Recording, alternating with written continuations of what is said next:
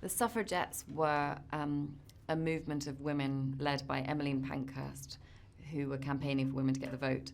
And women had campaigned quite politely for about 40 years before this happened. And Emmeline Pankhurst decided that the inaction wasn't working and that they needed to start doing things. And so I play a working class woman who lives in London in Bethnal Green and works in a laundry, who starts the story very apathetic and not interested and apolitical, and then sort of gets swept up in the suffragette movement. She sees through these women that she could have a better life and that she could build a better life for her son. And that journey is what I loved so much, is that she doesn't start the film extraordinary. She starts very ordinary, and she almost finds her voice through these women and through being inspired by them and sort of dreaming for the first time.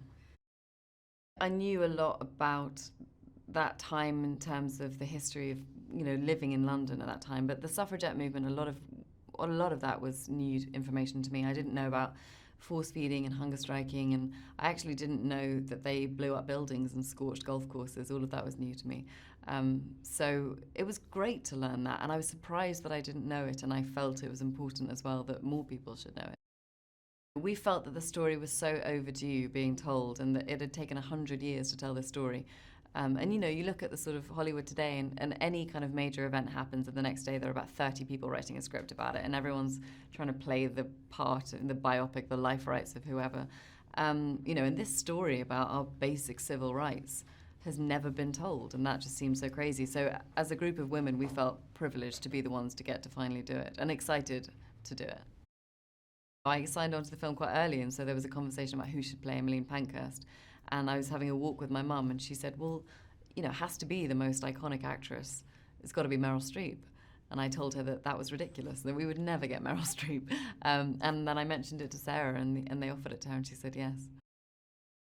I hope that they learn, like I did, about what women went through for the vote and for equality. And feeling the weight of their vote when they use it in a way that I didn't when I was younger. I just sort of voted because everyone else did it, but to understand what you have when you have a vote. But also to think about where we are today. I think we always wanted the film to be relevant today and to, address these same issues again and look at girls' access to education, sexual violence, and women's representation in Parliament. All of that still needs to be looked at. So to try and make it feel like people need to take action now.